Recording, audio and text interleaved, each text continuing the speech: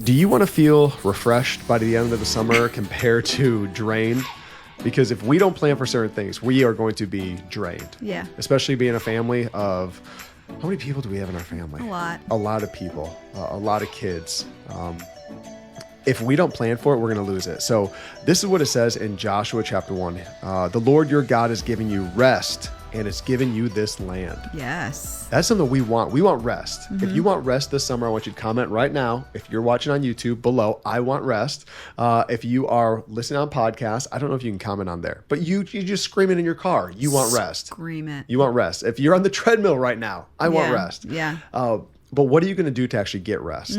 What are you going to do with what God has actually given you? And so we came up with 4 things to make sure that we're protecting ourselves this summer, along with helping you and your spouse and your family protecting yourself this summer. Yeah. I think one of the things is, and we'll jump into it with number 1, but one of the first things is really like you can't do anything in your life that's worth something without planning it, right? And so sitting down with your spouse, I mean, it depends how old your kids are, but with your kids, and really talking about what, and I don't think we should limit this to summer, because really our life goes in and out of season, right? Because summer's busy, and then we get to school, like school's back up in the fall and school's busy. And so really it's seasons of our life that we need to plan out. And so I don't think this is a one-stop shop for summer. And so as we talk about it, if you do want a successful summer season, if you do want a successful fall season or whatever. I liked how you said the first time, successful summer season, those 3 S's. You had me. I gotcha. You're welcome. That's going to be the title of this podcast now. Successful summer season. And we have to make sure that we plan it, that we are diligent, that we are intentional with our time. And so that's number 1. You got to sit down and you got to dream and envision, what do you want, like, and I don't mean this in like a feely way, but like, what do you want your summer to feel like? Do you want it to feel rested? Do you want it to feel relaxed? Do you want it to feel full? Right? Like when we think about our family, when we think about like seasons like this, we want it to be full. We want to look back and be like, oh my gosh, you remember that summer? Do you remember that summer that we just, we had this fun time? And so it's going to take intentionality and sitting down and saying, okay, when I look back at this summer, what do I want it to be? Yeah. Well, that's such a great point too, because even with us as starting a church, that's why I even done in the Married Life podcast and so long, is that we are now going into small group season also as a summer. And so even looking at how many nights we're doing stuff with people. So it's like, who do I want to spend time with? Right? Like, so obviously family, dating you, but also friends from church, friends from the neighborhood. What does this actually look like planning and getting on the calendar? Because sooner or later, I mean, everybody's scheduling out their calendar. The 4th of July is around the corner. And then pretty soon you're going to be hitting up Labor Day, and then you're back in school before you know it. Right. And so it's really, like you said, putting that plan together. So that's the first one. We have 3 months. It's dreaming. It's envisioning and dreaming and writing the things down. What do you want it to feel like? I know as a mom and a wife, like I want my kids to feel loved and have like their love tanks filled by me that we don't normally get during the school year, right? Yep. I don't want to be this like momster, yeah, where it's like I'm just like mad and angry all summer at my kids because they're frustrating me, right? I don't want that. Very easy for that to happen. And if I'm not intentional, that's definitely the go-to, where it's like they're loud, they're rowdy, they're bored, and I don't want that to be like that. And so for me, this is like a personal thing, and we'll get into it about what we do after the budget, but I said that funny, the budget. You did. my Indiana came out. I was like, that's a hillbilly there. And so I already have a schedule for them, and it's on the calendar. They've already looked it over. It's on the, what did I say? It's on the calendar for them. It's on the refrigerator, their calendar, and it's loose. They've got free, but it's like constrained all at the same time. They've got their chores set out. They've got it. And so they could run the play by themselves. And because I want them to feel like I want them to be reading. There's certain things that I'm dreaming for them for this summer. And so that's our number 1. You got to sit, dream. What do you want it to look like? Big picture. Yep. And then kind of what we're alluding to is number 2, we got a budget. And I'm not just talking financially. Yeah, we need to financially budget. Yep. over summer because it'll get wild. Oh yeah, Disneyland ain't cheap. Disneyland, Legoland, every weekend you're gonna be broke. Now Legoland's got that $29 deal right now, but yeah, that's just for the kids, not for the adults. That's where they get you. That's where they get you. And so, but then it's like adding up all the parking, all the food that you're gonna eat. It's like, so yes, definitely financially plan. But what I'm talking about is like planning all the other areas of your life this summer in your it really comes down to your calendar, because at the end of my summer, I want it to be full, but I also want to feel rested. Yes. I want to make sure that we feel like filled up, and I'm not completely drained at the end of summer. And so that's your calendar. Yep. You got to look and say, okay, we're going to go this for like 3-4 days, but then we're going to take this time off. In between, like you're talking about small groups. Okay, I'm going to be gone like 3-4 nights a week. Am I going to be gone 2 nights? Like you got to make sure that your calendar is good, because or else it's going to be filled. There's going to be parties. There's going to be things. There's going to be late nights. There's going to be early. It's just going to happen if you don't find it. And somebody told us one time, I don't even remember who it was. Maybe you do, but we always talk about like, you need balance. You need balance. That doesn't exist. A life of balance does not exist. You can't work 40 hours and rest 40 hours and play with your kids 40 hours. That's balance. But somebody worded it this way when they talked about you need to find a rhythm. Yeah. You need to find a rhythm in your life. And so, yeah, there's going to be busy seasons, but if you don't intentionally make a rhythm of rest in between all of it, by the end of the summer, you are going to want to be like off the grid for a good 2 months. Right. Well, and also, even when you're planning this out for your calendars, knowing like, are my kids going to a certain camp at a certain time? Yeah. Right? Are they going to a VBS? Are they going to be out? So then it's like, not only am I just trying to focus on the kids, but when they're gone, then you and I can have more one-on-one time. We can have a couple nights just to ourselves. Right. Even this summer in July, we'll be going to a conference in Alabama. Yeah. And then there's something else in August. So, I mean, before you know it, like there's the adult things that are going on the schedule or on the calendar. There's the kids things that are going on the calendar. And you, like you said, you want to feel like, okay, there's work, there's rest, there's school, there's play, or not school, what's it called? Camps, all these different things that are happening. And I need to look at this and budget it properly. Yeah. And then that's, again, budgeting. Like, we don't want to just spend time with, again, ourselves and our kids. Like, we want to have friends also. Yeah. So it's like, I need to budget that. I need to budget in my spiritual life. That's because what if I was my just gonna kids say. are driving me so much, am I actually... So here's the thing. Like, you're going to have to know, do you need to start waking up earlier to do your devotional time? Because... you're so used to, well, the kids would, be up and out at school, right? But now that they're home, we know how it is when they're home. I mean, they will suck your time up. And if you work from home like we work from home, it's like you gotta shift your own schedule around to make sure that you're not losing that time with the Lord. Well, I want to expand on that too, because as pastors, we know that like summertime is vacation time, and then like literally church goes out the window. But we cannot teach our children that there is vacation from church. Like, that's good. We need it as believers. And so it's so easy. I see it as that church is the first thing to go off the schedule in the summer. I had somebody ask me yesterday, and he won't listen to this because he's not married.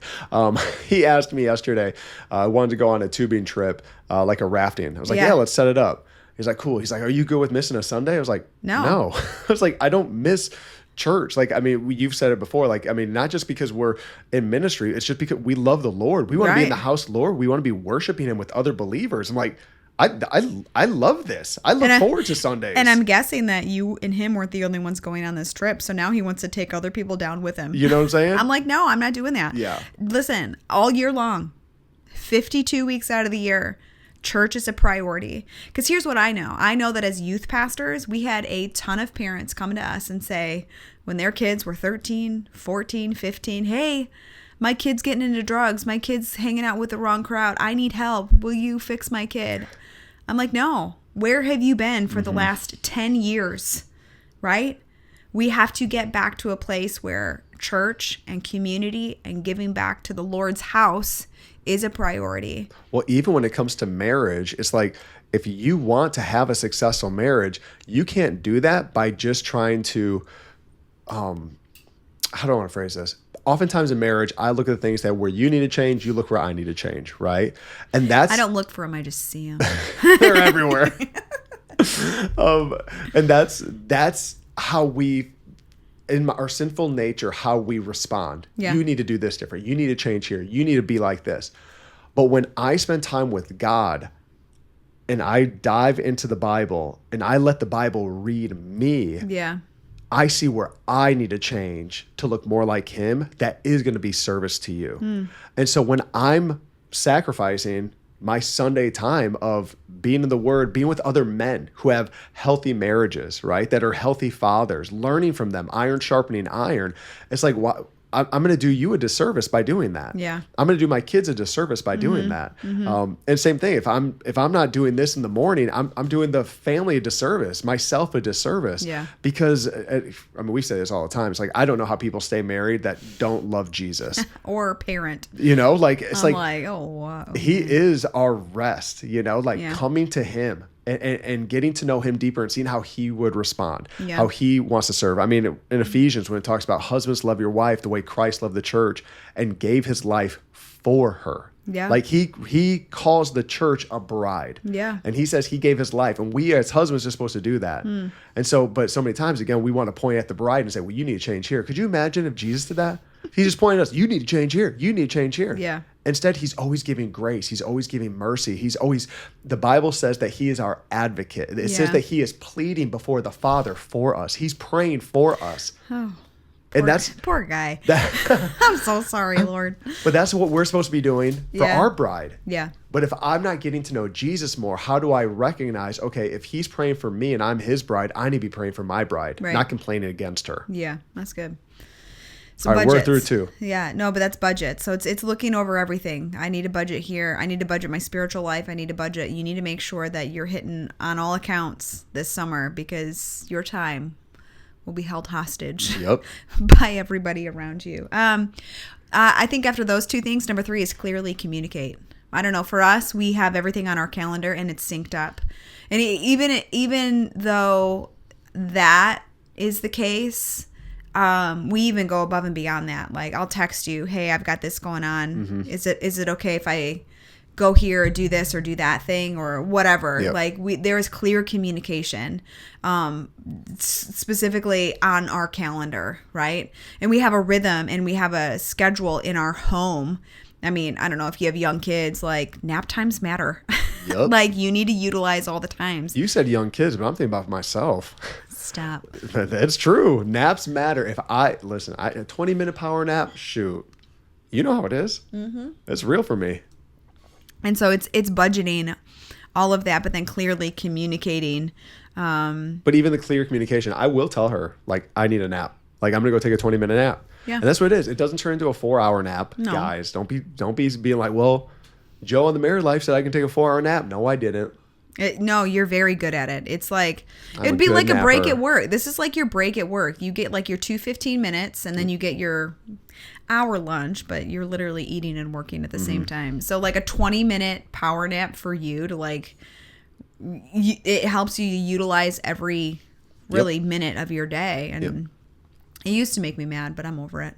I've forgiven you in my heart. Thank you. I don't have any more offense. Good. I'm glad because I'm looking forward to my nap later on. Oh my gosh. So, it's clear communication. It's making sure it's not just like, hey, we're going to do this and then just go your separate ways. Like I said, everybody else is going to hold your time hostage. And if you don't have clear communication on all fronts, it's just going to make you more frustrated. You're going to say, hey, we had this plan, but now there's no clear communication and it's going to make things worse. Yeah. You have to revisit it. It's just like what we talked about with the budget. When it comes to a financial budget, if you're not revisiting that, like, so right now we're getting ready to go through Dave Ramsey Financial Peace University with the church. And one of the people who lead up the teaching, they told me, they're like, hey, like your budget is a organic living being. It should be changing month to month. Yeah. And that's what it looks like for us in communication is as we budget our calendar, we still have to have those conversations. Hey, is this still happening? Is this still going on? Are we still doing dinner here? Are they still going to this ballet recital, to this camp, whatever? It's the constant communication, whether it's in text, whether it's in person, whether I've heard pastors, other people, married couples share this, like first thing in the morning when they're getting ready in the bathroom and brushing their teeth, like, hey, are you picking up the kids up or am I? Or are we doing this for dinner or that? Are we doing small group tonight or are we staying home? Or, having that So you're on the same page? Organic, moving conversation all of the time. Yep. It's for many reasons. It's for clear communication, so there's no frustration down the road. It's out of respect and honor for one another, right? Yep. Because when you're talking about things like that, there's no assuming, because you know what assuming gets you. Yeah. Do you? Do you? And but it's all of that stuff, and it doesn't give a foothold to the enemy. Yep. Right? No offense can come up. I mean, yeah, there's grace. We forget things all the time. Yep. And even if it is on the calendar, even if we did talk about it, like, it happens, but it's less likely to happen if that's like your constant go-to of like, it's on the calendar, it's on the schedule. Yeah. And you're talking about it it's in front of your face. And then what happens is if you don't do that, then your kids end up in the crossfire, right? And then the frustration gets taken out on them. And so again, you want to be, the Lord your God has given you rest and has given you this land. Right. It's like, is summer going to feel like a time of rest, or is it going to feel like a time of frustration? Mm-hmm. All right, what's the fourth one? The fourth one, everybody hates. Nobody wants to do it. And nobody even wants to talk about it. But after you have figured out what you want it to look like, your vision, after you've made your budget on all accounts, after you've done all the clear communication, all that's left is to hold each other accountable to it. And nobody likes that part of it. Everybody steers clear of the word accountability. You know how accountable I am to my wife? I want to tell him. I'm going to tell him. Tell him. We're going to be so good on our budget, doing Financial Peace University and budgeting and the Dave Ramsey app and all this stuff. I deleted the Amazon app off of my phone. Wow. That's accountability, because you know what my wife told me? She told me a couple months ago, she's like, you're on an Amazon freeze. And guess who was not held accountable to that? Me. And I spent plenty of money on Amazon. Mm-hmm. And so now I said, well, I'm holding myself accountable, because I see we got to get stricter in our budget. I'm deleting Amazon. There you go. It's still on my laptop though. So I can't get on my laptop. Yeah, but it's the hard conversations, and here's where it gets deep, because I can't hold you accountable if all that's inside of me is frustration and bitterness and unforgiveness for things that you've done in the past, on all levels, right? It's going to come out somehow. And so if you trip up and you spend something on Amazon or whatever, we'll use that as an example because you said it, but if that's the case, and every time you like slip up or do something, it's just going to come out as anger and frustration. And that's literally going to be the opposite of what we want our summer to look like.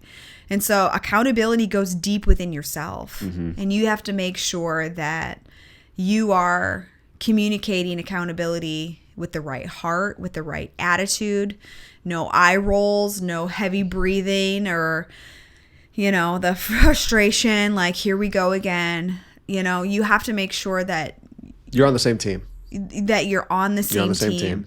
And like, hey, remember, even though you've reminded them 20 times already, even though you've been on a spending freeze for 2 months and you're not, you know what I mean? Yep. It's like, you have to make sure this is where you check yourself. Yep. And not getting frustrated. Even again, thinking about, if your kids are going to a camp and you have to be the one that drives them there and your spouse isn't, you can't get frustrated that you guys had the conversation and planned earlier that you're going to be the one driving and they're not. Yeah. Right. And then they're doing something else comes up and you're frustrated. It's like, no, like, this is the conversation we had before. We agreed on this. There's accountability. We want our kids to go to this, Christian camp or whatnot. And so that's, again, where the healthy communication comes along, the planning, and not being selfish throughout it. Again, two become one. Yeah. Hey, I'm Joe. I'm Krissy. And so grateful that you joined us today on The Married Life. And we'll see you next time right here on YouTube or on our podcast. Till next time. Peace.